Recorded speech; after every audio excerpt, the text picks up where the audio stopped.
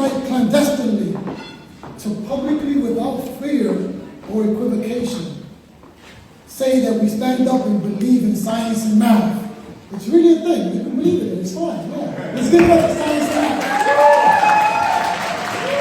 This feels like one of those vocations where you clandestinely gather, right? It just has that feeling. But seriously, tonight we're going to be inducting 7 winners into the Sloan Awards for excellence in teaching science and math, which with this prize will make you part of the 1%. Not because of the prize money, I mean 1% of the people eligible for this award. So yeah, I wanted to clear that up now. But we can't think of a more important topic to gather for in 2022 in terms of a celebration of excellence in teaching in our public schools, excellence in teaching around STEM, and excellence in teaching right here in New York City. We can't think of a better way to celebrate. And while New York City is a big city of over 8.5 million people, over 1 million students in our public school system, a lot usually takes up the oxygen in a room. And you would know better than me what can take up oxygen. But a lot of noise happens in New York City on a daily basis, and we don't have time sometimes to pause and really think of what's important and really celebrate what's important. And tonight, we celebrate what we really fundamentally believe is most important in New York City, and that's our teachers. So give it up for the teachers of New York City.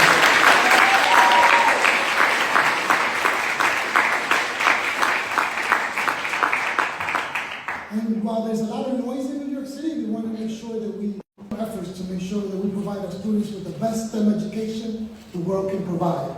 So give it up for the STEM educators. With that said, I bring up our first speaker, who's the president of the Fund for the City of New York, an educator herself as well, President Lisette Nieves. Lisette? Hi, everyone. Hey. Before I start my remarks, can we just give an extra special thank you to ALDRIN, RAPHAEL, BONILLA?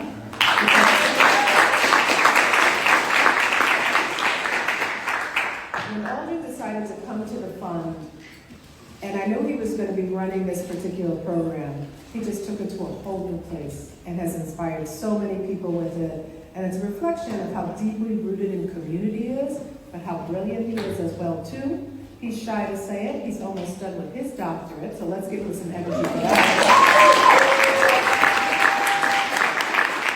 And I want to make sure he knows that I appreciate it. All right, good evening, everyone. My name is Lisette Nieves. I'm so proud to be here. I'm the president of the Fund for the City of New York. I will tell you that it is great to see so many people here that are in STEM careers. I was joking about it, but I actually feel really comfortable in this group. I'm married to a software engineer, and he's very linear, and I'm not. But what works about it is just the excitement around how everyday things work, right? This is the beauty of also being married to an engineer and to being close to engineers. And one thing I will say that I think is super exciting about this is I'm also a product of the public school system. I have gone through public school from first grade all the way through my undergrad. And I have to tell you that I know that teachers made a difference in my life. There's a reason why I'm a first generation, right? Puertorriqueña, here in New York City, the first to win a Rhodes from a public university, and I am proud of that because that happened because of our public school system. So when people tell us that we can't produce the best students, they are lying, because we do all the time. And yet we still know that we can push and do better and increase the numbers who are doing well. But tonight is about those who have been doing that every day. So thank you to the teachers who were selected. If you could stand up real quickly, please. So everyone can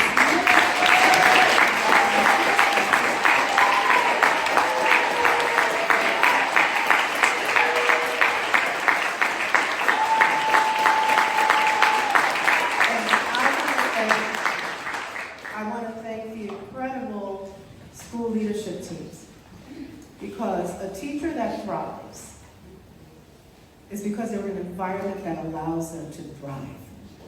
You cannot flex, as we say, without the support of an incredible set of school leaders, an incredible students. So I would like to thank them too. Applause for our school leaders.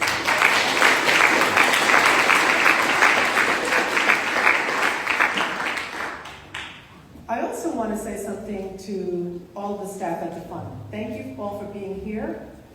Everything that happens here is because someone decided to do a little bit more outside of their roles to make it happen. And so I want to thank them. Thank you, fun folks. Gracias. Thank you. Before I transition to our next speaker, I do want to say this one part. And it's to all the people who were part of the nomination and the selection process. Thank you. I don't get to sit and vote. That's really important. Aldrin and I, we do not vote. We feel really strong about that. We get the top people to come in and vote on that. We have former math teachers, physicists, you get all of them. They're all coming from all over. And they unanimously supported who is won today. And I want to thank our selection committee. If you could stand real quickly, please, so everyone can see you.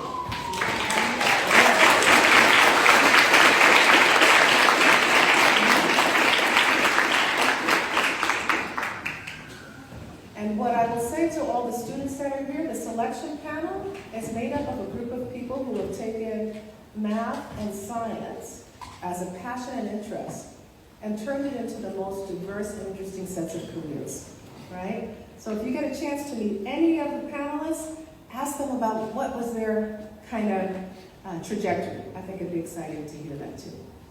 Well, now I get to transition to the next person. We are excited at the fund. We're very proud about being independent. We do not typically the only, if you notice this, Adam, the only foundation we've ever really recognized and allowed to brand has been the Sloan Foundation with us. And there's a reason for it. Because we feel really strong about what are, the ethics, what is their commitment to that, what is the support, the freedom we have, right? All those kinds of things. So we're proud to say that Sloan is a sponsor for this. Sloan has the same passion that we have for this, and we're excited about that. And they also have a great president, who is Adam FALK, who is a theoretical physicist himself, former college president of Williams College, someone that has a great sense of humor, but is really happy to geek out with you at a moment's notice, all right? With that said, I really want to thank Adam FALK for being here. He's going to say some comments, but also for sponsoring this incredible event tonight. Thank you so much. Come on. Good evening. I'm going to start by just thanking everyone at the Fund for the City of New York. We are deeply grateful to be able to sponsor, and that's all we do is sponsor. All of the hard work is done by the Fund and the Selection Committee, but we are deeply grateful to be able to sponsor these awards. They mean a tremendous amount to all of us at the Sloan Foundation. So thank you very, very much to everyone at the Fund. So as Lisette said, I'm Adam Falk. I'm the president here at the Alfred P. Sloan Foundation. And I'm really humbled to be here with all of you this evening to honor some of the most important people in the city of New York, who are the teachers who are here with us tonight. So, probably haven't heard of the Sloan Foundation. What do we do? Well, primarily what we actually do is that we make grants to support scientific research in fields like astronomy, and chemistry, and biology, and physics, and geology, and economics even. And so you might wonder, why is it that a foundation that sponsors research is sponsoring these awards for public high school teachers? Well, the reason is actually simple and it's straightforward. It's because at the Sloan Foundation, what we know is that we're never going to produce the next generation of amazing astronomers and chemists and biologists and physicists and geologists and economists if we don't make certain that every single person in our society has the real opportunity to participate in the exhilarating journey that is science. So let me say that again. Every single person must be able to participate in science. And the place that we make sure of that, the place that we make sure that every single person can participate, is our public school system. So there are 1 million or so students in the New York City public schools. And if you do the math, that's about 1 out of every 300 Americans is currently a student in the New York City public school system. So think about that. This is where our future is being made. And it is our teachers who make that future. in their classrooms, with their students. So if a science curriculum is like music that's been written on a page, teachers are the players who bring that music to life, who make it sing, who give it meaning, who bring out its beauty, and who leave us hungry for more. That is what, each in their own way, the 7 extraordinary teachers we are celebrating tonight are doing for their students. And I've read the citations. Their students aren't in the audience just listening to the music. Instead, their students are seeing every day that they can participate in science and participate in discovery, and if they so choose, decide to become scientists themselves. Let me tell you, it's great to become a scientist yourself. Every one of tonight's honorees has had this kind of indelible effect on the students whose lives they have touched. They've helped students to see wholly new possibilities for themselves, for what they can do, and for who they can be. There is no greater gift than that to give a young person. And this is why we honor these extraordinary teachers. And in honoring them, we also must thank and honor thousands of other extraordinary teachers, thousands in the New York City public schools, equally dedicated to their students, just as passionate about education, and absolutely essential to the future of our city and our world. So, congratulations to all of you, from every one of us at the Alfred P. Sloan Foundation, and thank you from the bottom of my heart for the amazing work that you are doing.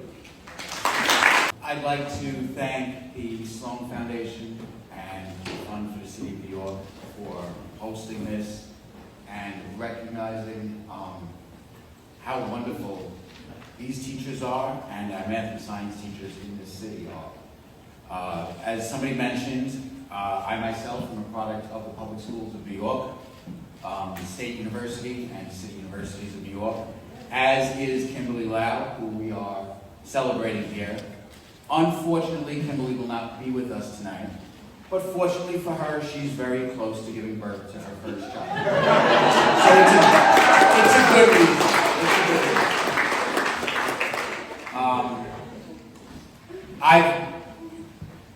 I describe Kimberly Lau as one of the best I've ever seen in the actual act of teaching. I visited her classroom a couple of weeks ago, and I left in awe. And I just thought to myself, wow, I thought I was pretty good at one point, but not really. It was amazing. And I walked out, and I saw one of the school aides who was sitting in the building, and I said to my DJ, you know, if you ever get a chance, you should just stick your head in that classroom and see what she does, because she's amazing. I have known Kimberly for, I realize, more than half her life. I taught her at Midwood as a sophomore in chemistry. I taught her again in her senior year in an organic chemistry class. I taught her husband, Simon, AP chemistry. So I'm clearly attached in some way, shape, or form. I feel like I should be there for childbirth. She's Miss Lau, as she's known to her students. She shares knowledge, she's patient, she's caring, she's loving, and I see how they respond to her, not just these here, but these through the years. I still look at her as a student at times, partially because she still looks so young. She's a tiny little one who still barrels through the hallways with her backpack. And she still calls me Mr. Stack, even though she's been working with me for 9 years in the building. But when you walk into her classroom, you realize she is not a student. She is this powerful voice in the classroom. And years ago, Mr. McDonald, who is our principal, who is here, he was the assistant principal of science at the time. I was working in the science department, and I said, you know, she was great. I loved her as a student, but she might be a little timid. I don't know if she'll be able to take on the class. Wow, was I wrong. Thank you, Mr. McDonald, for not listening to the stupid words that came out of my mouth. Kimberly has taught chemistry, ocean science. She teaches AP environmental science. And now this year, she is teaching a chemistry of cooking class because she wanted to find a way to get more students excited about chemistry. And I have yet to see that class in action, but I've heard students talk about it, and they love it. Her students exceed all expectations at the local levels, at the national levels, on AP, exams, and everything else. They love her, and they honor her. She's also a coach. She's a coach of these great ocean science students, which I'll tell you a moment about, and she's a coach of our boys handball team. She's helped bring that team to city finals. Ocean science team, many of you may wonder, what is that? Well, many moons ago, I got a flyer about something called a Bay Scallop Bowl at Stony Brook, and I got a bunch of kids and I convinced them, let's go compete. And there were 16 teams, and we said, let's just not be 16. And we were 14, and the kids loved it. It was a great day, a great experience. And after that, we started to say, okay, let's go back and let's do better. And we did better. But we really started to do better when Kimberly Lau came around and started to coach. Because she just had that energy to make these students from the school in, South Middle Brooklyn say, yeah, we want to study ocean science, sure. We want to compete with the Long Island schools that have aquariums inside their building. We could do that. And we have, and we've competed well. In 2016, we finally won that competition and sent the team to nationals. And there were 2 students on that team who had never been on a plane until we took off from North Carolina. And then we had a couple of close finishes in the last few years. And then they're back. And this is part of your 2022 Bay Scallop Bowl winners, National Ocean Science Bowl soon-to-compete team, representing basically greater New York State. There are 25 regions throughout, and no pressure on them now. We'll see how they do.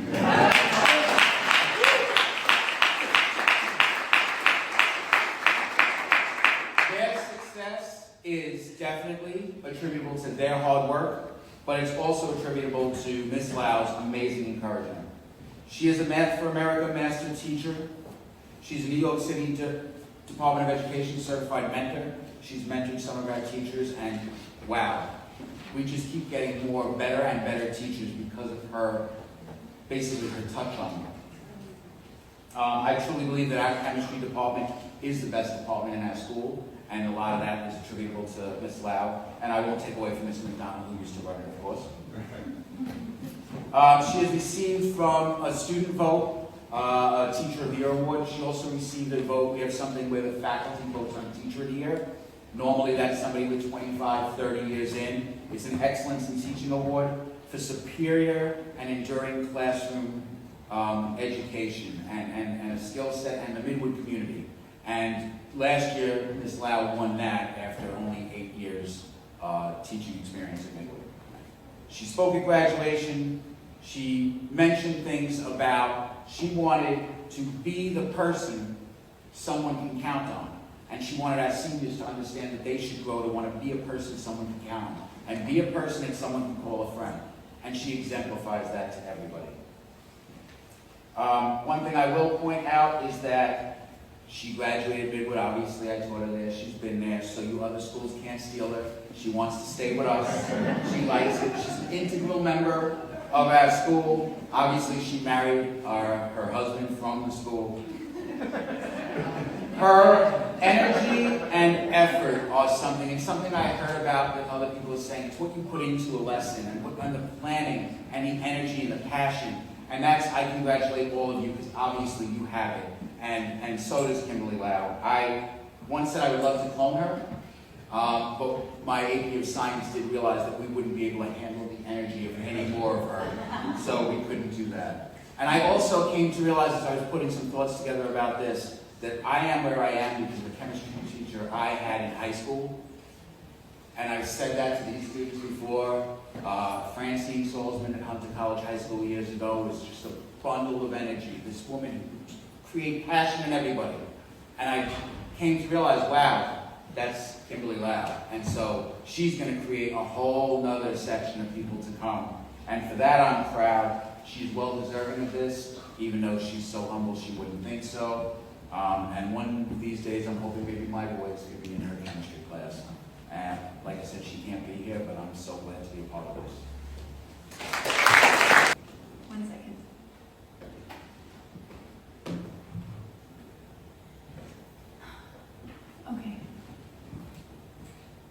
teacher-student relationships have long been misrepresented in the media.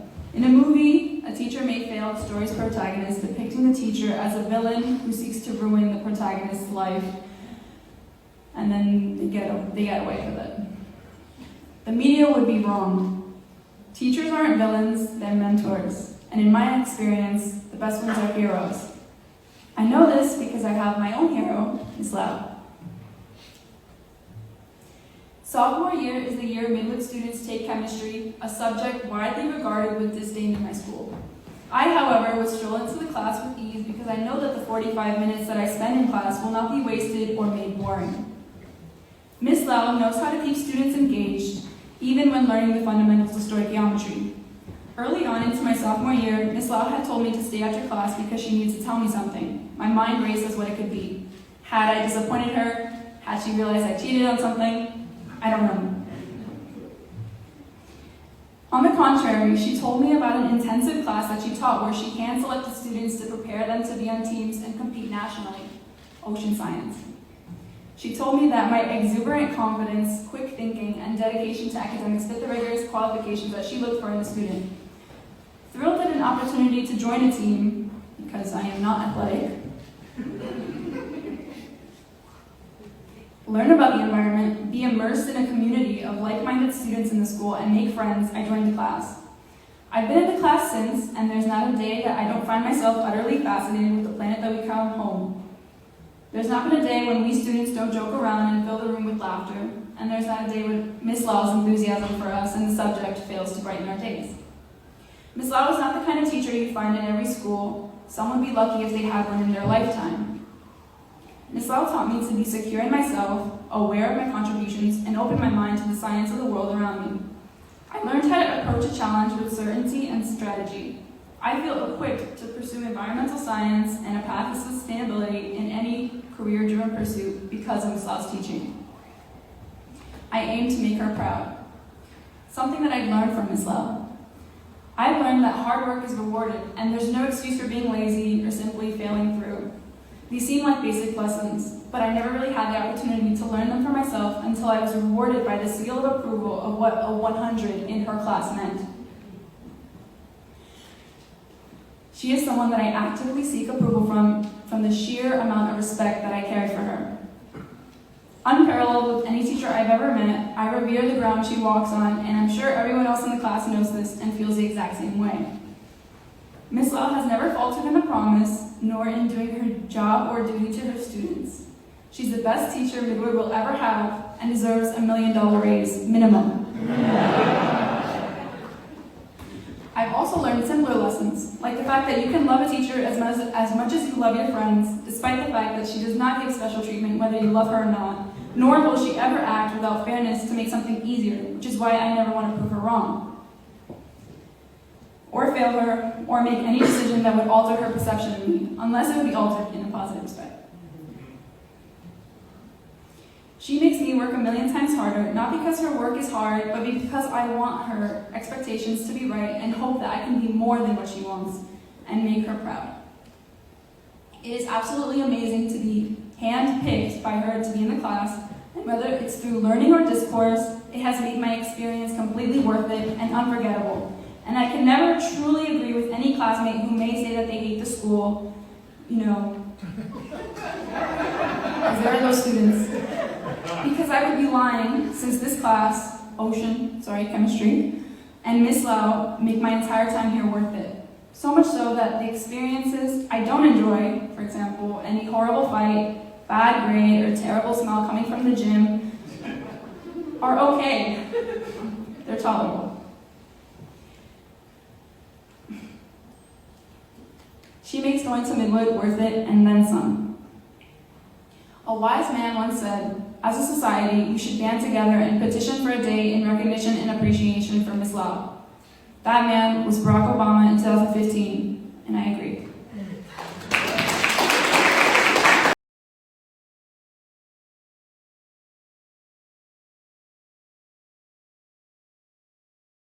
Response to that, which is why, again, there's no one answer for how to stop the problem. Science is tough. What I do believe, though, is that it helps you understand things. Why do we have to keep our mask on? Why do we need to sanitize? Understanding the science behind why rather than just being told to do something. I do have very, very high expectations. I'm known for being in the school very strict because I have everything outlined from September through June, everything date by date, expectations, due dates, and everything like that. She has the ability, and it's something that you set high expectations for students. And if they were rating on a scale of 1 to 10, easy to hard, where they are, they would rate Miss Lau 9 or 10 every time. Yet if they're rating that teacher on how much they like them from 1 to 10, it's going to be the same. And that's something that's very hard to come by. Challenge the students. Show them that you respect what they're doing and that you want them to succeed and you truly expect them to succeed. And they will succeed and they will love you for it. Little trees. Kimberly Lau comes in with, I can't even get the words for it. Truly a lesson plan that I don't know how anybody has the time to put together ever. And this is not done for a single lesson. This is what she does for all her lessons. They are detailed to the point that she knows which students are going to be paired up with whom based on the needs of each individual student. These kids, all really good kids, all deserve the chance. How can I best tailor this for them? I switch their seats every 3 to 4 weeks. New partners based on high and low grades. The more they switch their seats also, the more they get to know each other. And that's how I actually get my kids to open up in terms of talking more to me. And there's also certain things you notice about certain students, like they're squinting, can't really see. They might not want to tell you, but they belong more in the front. This one's really shy, but works really well with a certain group of people. So you have to really know your students in terms of knowing them personally, how they talk to me in the beginning of class, after class, even the kids who wave to me in the hallway, they have to be comfortable with me. She gets them to understand she's there for them. They know that if they have an issue, they can talk to her about it. The National Ocean Science Bowl, it's a buzzer competition. 4 kids versus 4 kids from different schools come together and basically challenge the physical, geological, chemical, and biological aspects of oceanography and marine biology. It's basically to spread awareness about the oceans and their condition for the future and kind of preserve that science and knowledge. Mr. Stack actually created the ocean science team to allow kids another outlet to show their academic ability. Having fun with them while doing science was amazing, and that's kind of how I got into it. And then he kind of took a backseat. What she has done with that program is outstanding, way beyond anything I could have ever done. And because of Miss Lau, I've now had the opportunity to see 2 Midwood High School teams advance to nationals. This is all voluntary hours, but when the kids really, really love something, it makes you want to try even more for them because it's like you feed off their energy. This year, the B team placed 3rd. And the A team placed 1st. So we will be representing New York State at nationals in May, which is amazing, and it's so happy for them. All the students know that she was a Midwood student. Her story is just a story of a Midwood student done well. They always want to know about my life, my time at Midwood, who's still here. I think it does help them relate to me a little bit more. I was once in their shoes. We have students who come back year after year because they want to visit Miss Lau. They want to tell her what they're doing. These students truly, in their mind, believe that Miss Lau is the reason why they are who they are. Hi everyone. I hope you're all having a wonderful evening and enjoying the celebrations. I'll try to keep this short since I know it's been a long day for you guys. I am very thankful for the recognition in winning the Sloan Excellence Teaching Award, one of them. It's quite an exciting honor to be recognized by the city that's been home all my life. For those of you who don't know who I am, I'm Kimberly Lau, or Miss Lau to my students. I am not just a teacher at Midwood High School, but also an alumna who graduated not too long ago. I am finishing my 9th year of teaching chemistry, AP Environmental Science, Culinary Science, and Ocean Science. I would like to dedicate the time I have for this acceptance speech in thanks to people who made this possible. Mr. Principal Michael McDonald, thank you for hiring me and giving me the chance to prove myself and grow all these years. You are a strong leader and set the standard for teachers to only become better versions of themselves. You have had a long, illustrious career with many achievements yourself. I hope you have an amazing retirement full of relaxation and great food. Mr. Stack, Mr. Alan Stack, thank you for inspiring me to be who I am today as a teacher in chemistry. You were the first high school teacher to truly challenge me in science. You made me enjoy learning about chemistry, even though it was a tough subject for me at the time. You're engaging, fun with a lot of sarcasm, and made it very relatable to everyday life. You care so much about what you do and give everything your all. You should know that I have looked up to you for a really long time. I will always try to be better for myself, for you, and be someone that you will be proud of.